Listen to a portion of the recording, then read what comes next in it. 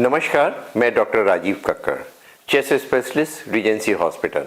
आज हम फिर से उस टॉपिक के ऊपर बात कर रहे हैं जो कि शायद पिछले कुछ समय से हमारे जहन से उतर गया था। जी हाँ, हम बात कर रहे हैं कोविड के बारे में। कोविड, क्या ये दोबारा आ गया है? इधर फिर से न्यूज़ में, हॉस्पिटल्स में फिर से इसी विषय में चर्चा हो रही है।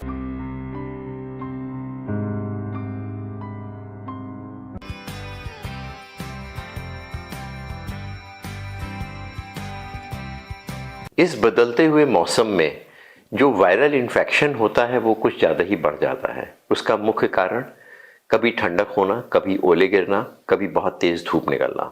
इस मौसम में सारे वायरल इन्फेक्शन बढ़ते हैं। स्पेशली जो कोविड वायरस है वो भी इसका इस समय बढ़ गया हुआ है।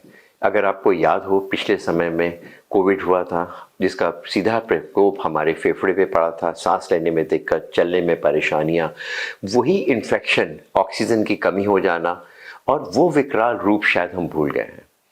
हम ये भूल गए हैं कि हम लोगों ने मास्क का उपयोग करा था, सोशल डिस्टेंसिंग का पालन करा था, हाथ धो करके अंदर घुसे थे, भीड़ भाड़ जगह में नहीं गए थे। एक कंप्लीट लॉकडाउन हो गया था, पूरी दुनिया रुक सी गई थी। लेकिन शायद हमारी याददाश्त कमज़ोर हो गई है। ये वायरस तो बढ़ गया है लेकिन हम लोगों को वो चीज़ें शायद भूल जाने की वजह से इस समय इन्फेक्शन बढ़ गया है। अगर हम हमारे जो नॉर्म्स हैं, जो कोविड के नॉर्म्स हैं, अगर हम उनका पालन करें तो शायद हमें वो विकरालता नहीं होगी जो पिछले समय पे हम लोगों ने देखा है। इस समय 28 से 30% हमारे केसेस बढ़े हुए हैं। कोविड की टेस्टिंग उतनी नहीं हो रही है। शायद अगर टेस्टिंग हो तो शायद नंबर ऑफ केसेस और हमें मिल जाए। गवर्नमेंट तैयार है, हॉस्पिटल तैयार है, बट लेकिन हम लोग, जो जनता है, हम तैयार नहीं है।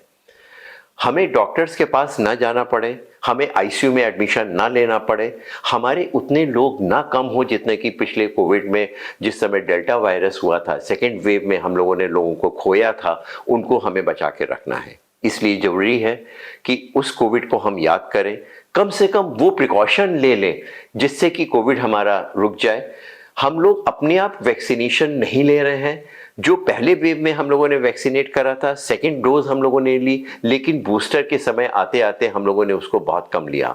वही हमारा एक ब्रह्मास्त्र है जिससे हम बच सकते हैं। वही मास सोशल डिस्टेंसिंग है जिसको हम इसको रोक सकते हैं। एक बार कोविड हो गया, एक बार वायरल इन्फेक्शन हो गया तो शायद हमारा बचना, शायद हमें उसी जगह पर लेकर के चला जाएगा जहाँ की पिछले की बार हम लोग पहुँच चुके थे। कोविड इन्फेक्शन इस समय जो अभी के लिए इन्फेक्शन है, शायद जो इस तरह के हमारे पास पेशेंट्स आ रहे हैं, इसमें नंबर्स काफ़ी बढ़े हुए हैं। इस समय जो वायरल इन्फेक्शन है इसमें इन्फेक्टिविटी बहुत ज़्यादा है। एक आदमी 15 से 20 आदमी को इन्फेक्ट कर सकता है। वो 15-20 आदमी फिर से हर आदमी एक 20 आदमी को इन्फेक्ट कर सकते हैं, लेकिन उनका विकराल रूप उतना नहीं है।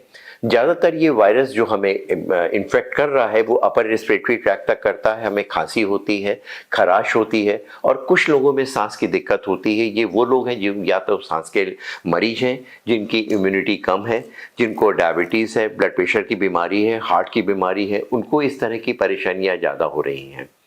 अगर हम इम्यूनो कॉम्प्रोमाइज हैं, एज ज़्यादा है, बच्चे हैं, प्रेगनेंसी है, तो हमें विशेष सावधानी रखने की ज़रूरत है।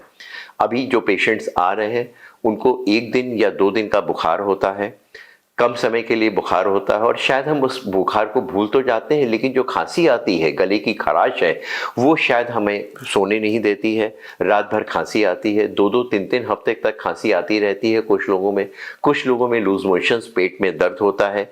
सिम्टम्स ऑलमोस्ट सेम है लेकिन कुछ भिन्नता है। सीवियरिटी उतनी नहीं है, लेकिन हम लोगों को इसमें रुकना नहीं चाहिए। हम लोगों को डरना तो नहीं चाहिए, लेकिन प्रिकॉशन लेते रहना चाहिए जिससे कि उस जगह हम ना पहुंचे जो कि पिछले साल हम उस चीज़ों को छोड़ आए हैं। धन्यवाद।